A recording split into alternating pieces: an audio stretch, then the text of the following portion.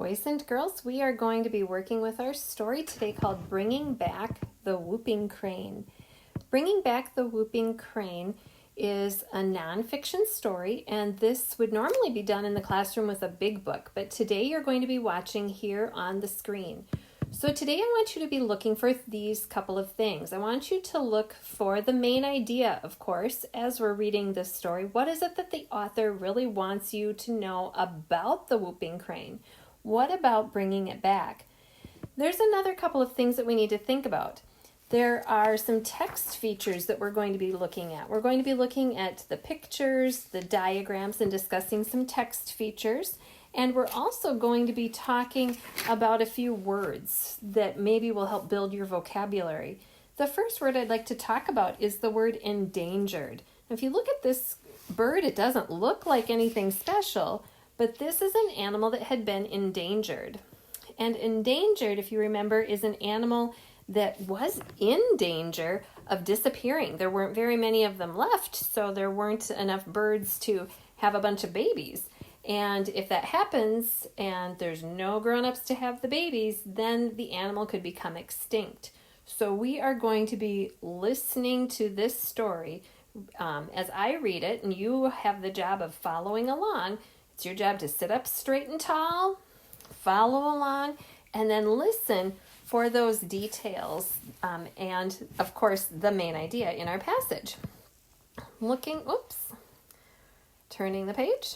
Here's our table of contents. We see that. How many chapters do you see there? I see 4 chapters, and then I have a glossary and an index. Let's read the table of contents together. Turn your voice on and read this out loud. On page 2, the title of that chapter is Now You See Them. Moving on to the purple chapter, page 4 would be Cranes in Danger, and on page 10, we have the chapter that is written in green called Saving the Whooping Crane. And finally, in orange, we have the title of that chapter called An Incredible Recovery.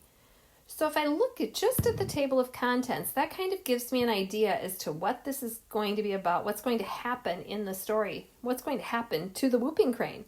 We see them, they're in danger, they're saved, and there's an incredible recovery.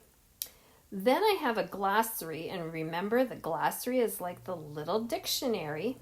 And then we have an index, and remember the job of the index is to tell us where we can find certain things, like maybe just a real specific thing in a text. Here is the first page. Now you see them. Follow along. I'll be reading the text first, and then we will go over and look at the bullet points that are the facts that are written about the whooping crane off to the side. So now you see them. Have you ever seen a whooping crane? Probably not. Only a few hundred of these rare birds are left. 60 years ago, there were only about 20 whooping cranes. This book tells how people are working to bring back the whooping cranes.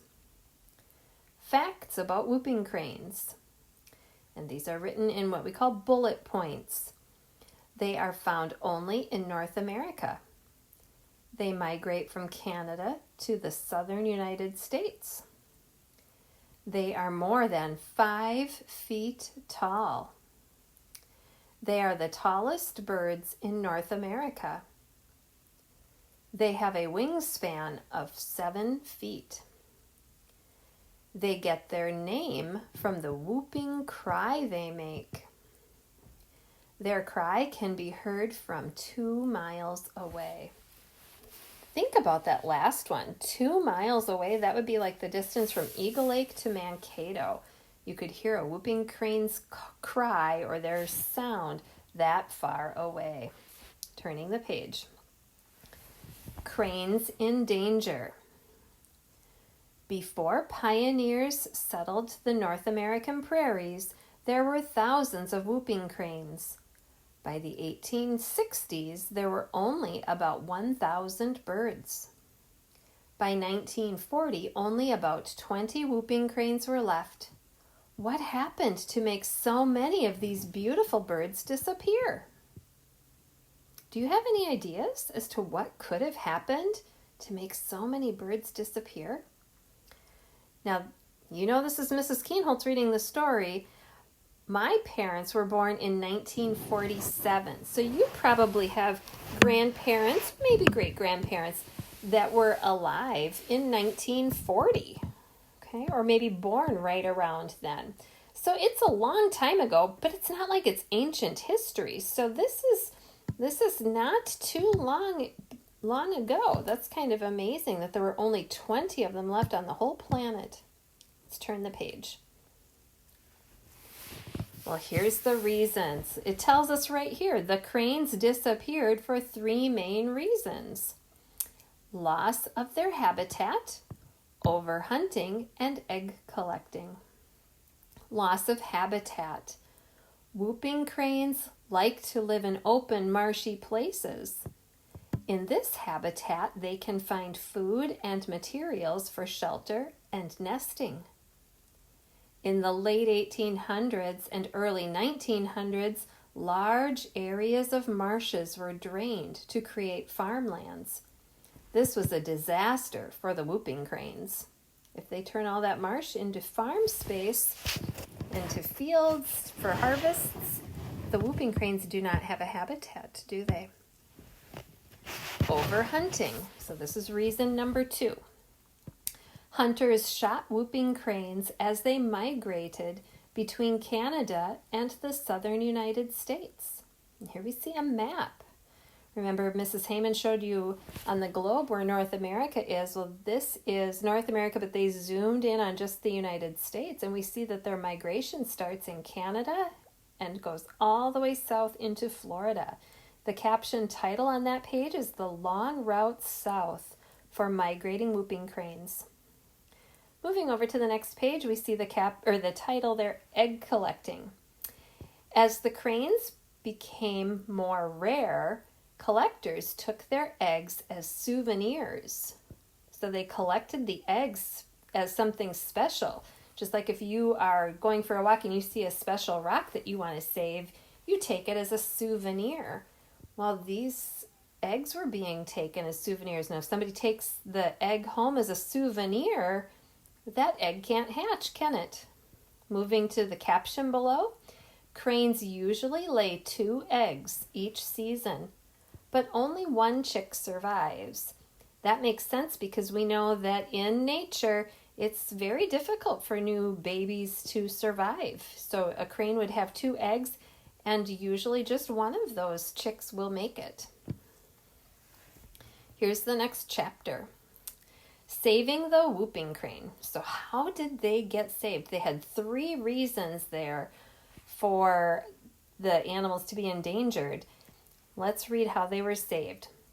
In 1970, the whooping crane was declared an endangered species. It became illegal to hunt the cranes or take their eggs. This helped, but it was not enough. By the early 1800s, only 1 small flock of whooping cranes was left. To bring back more cranes, the International Whooping Crane Recovery Team was formed. We have a couple of captions in blue. People feared we might lose the last whooping crane flock to an oil spill. That must be the picture then, and the tilted picture at the top must be the oil spill, and it looks like they're maybe cleaning one of the whooping cranes, doesn't it? Caption on the bottom picture says, "These men are working to help whooping cranes." Today, the wild whooping crane flock numbers nearly 200 birds. 2 new whooping crane flocks are beginning to form. One of the new flocks lives year-round in central Florida. Caption on that page above the map, chicks are hatched in Maryland, Wisconsin, and Alberta, Canada.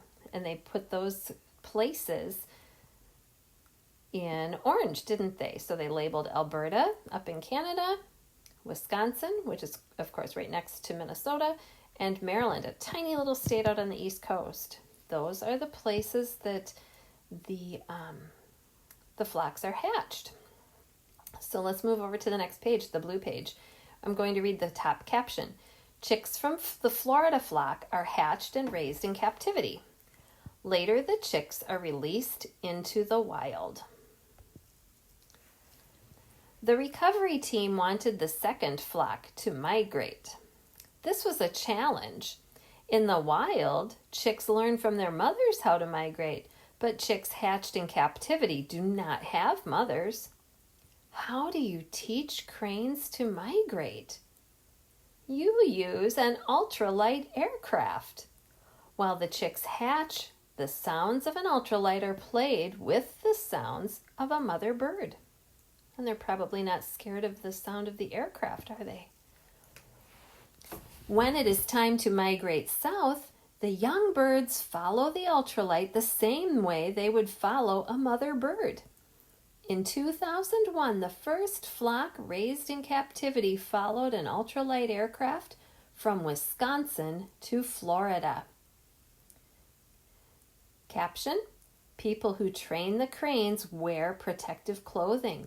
They never talk to the birds. Moving on to the rest of the text. The birds had to be shown the way only once. They were able to fly back on their own. 5 of the birds made it back to Wisconsin in the spring. Here's our chapter. This was the last chapter, An Incredible Recovery. Whooping cranes have made an incredible recovery. Their story shows how humans can help protect wildlife. We should be alert to other animals whose habitats are in danger.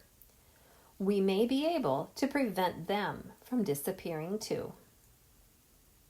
So nice that they were able to make it, wasn't it?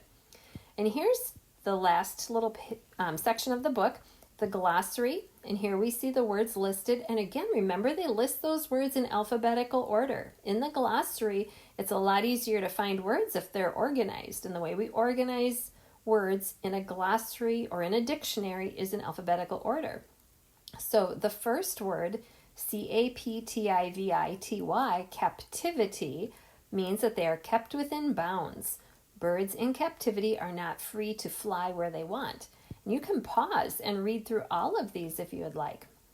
Then if we go to the index is also listed in alphabetical order: egg collecting, endangered, facts, Florida, habitat, and so on.